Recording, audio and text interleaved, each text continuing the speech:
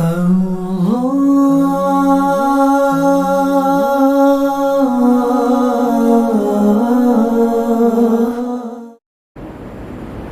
النور شریف کا مبارک مہینہ جاری و ساری ہے. وہ پیارا مہینہ ہے جس مہینے کی 12 تاریخ کو آمنہ کا لال محبوب رب ذوالجلال صلی اللہ علیہ وسلم دنیا میں جلوہ گر ہوا. سرکار دو عالم صلی اللہ علیہ وسلم کی ولادت کا مہینہ.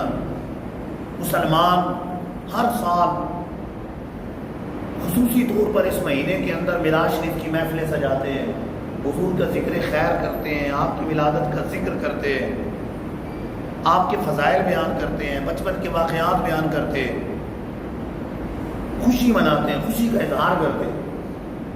جیسے کسی کے یہاں بچے کی ولادت ہوتی ہے تو جنہیں بچوں سے زیادہ محبت ہوتی ہے ہر سال سالگرہ بھی مناتے ہیں, خوشی مناتے ہیں, 1 سال 2 سال مناتے رہتے اور بڑا اہتمام کرتے. یہ سب دیکھ رہے ہوتے ہیں کہ یہ بچوں سے محبت کا نتیجہ ہے. اور جو رب کا محبوب ہے کہ روایتوں میں موجود ہے, کتابوں میں لکھا ہے کہ جب سرکار دو عالم صلی اللہ علیہ وسلم کی ولادت ہوئی اس دن جتنے بچوں کی ولادت ہوئی رب نے سب کو بیٹے عطا فرمائے, سب کو بیٹے عطا فرمائے. تو اللہ عز و جل جس کی ولادت بیٹے تقسیم فرمائے, جس کی ولادت, تو ہم اگر لنگر تقسیم کریں, کھانے تقسیم کریں تو اس میں کیا آ رہا ہے؟ تو مسلمان محفلیں سجاتے ہیں, لنگر تقسیم کرتے ہیں, لائٹیں لگاتے ہیں, جھنڈے لگاتے ہیں, خوشی کا اظہار کرتے ہیں اور اپنی طرف سے نہیں کر رہے. یہ بات قرآن و حدیث سے ثابت, قرآن و حدیث میں موجود.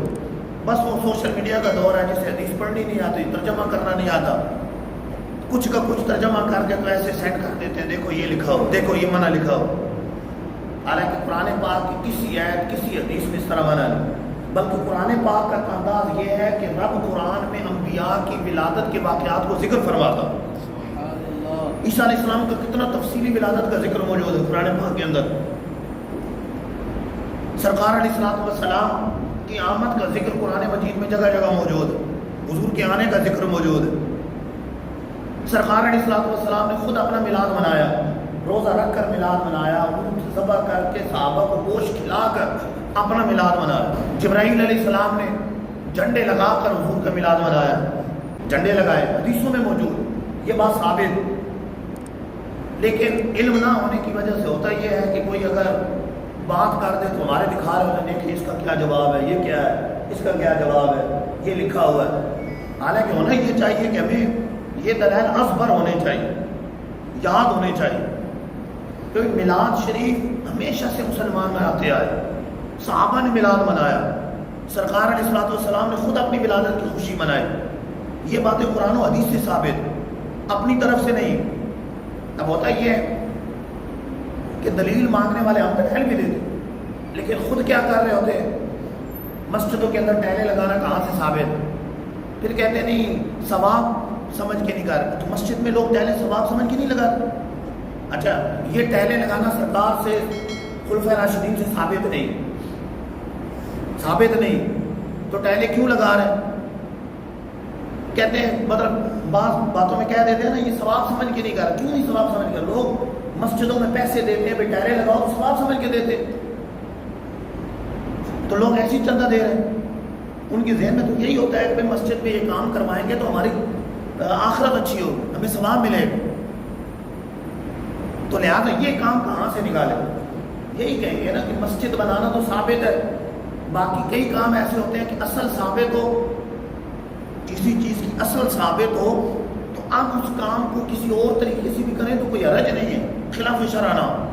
لیکن مدرسے بنانا ثابت نہیں, صرف اصحاب صفہ کو حضور نے, کیونکہ اصحاب صفہ کا چبوترا تھا, مسجد نبوی میں چبوترا تھا, باقاعدہ مدرسے کی کوئی عمارت نہیں. تو ہم یہی کہتے ہیں نا کہ علم حاصل کرنا, علم کی ترغیب دلانا, یہ تو قرآن و حدیث میں موجود ہے. لہذا مدرسے بنانا یہ ان قرآن و حدیث کے احکام پر عمل کرنا ہی, ان قرآن و حدیث کے احکام پر عمل کرنا ہے. اس کی اثر قرآن و حدیث سے ثابت ہے علم پھیلانے. سرکار علیہ السلام سے محبت کرنا, محبت کو پھیلانا, یہ قرآن و حدیث سے ثابت ہے. اور میلاد شریف اس کا بہت بڑا ذریعہ. پھر میلاد کی خود محفلیں سجانا صحابہ سے ثابت, قرآن مجید سے ثابت ہے کہ خوشی منائیں اس موقع پر.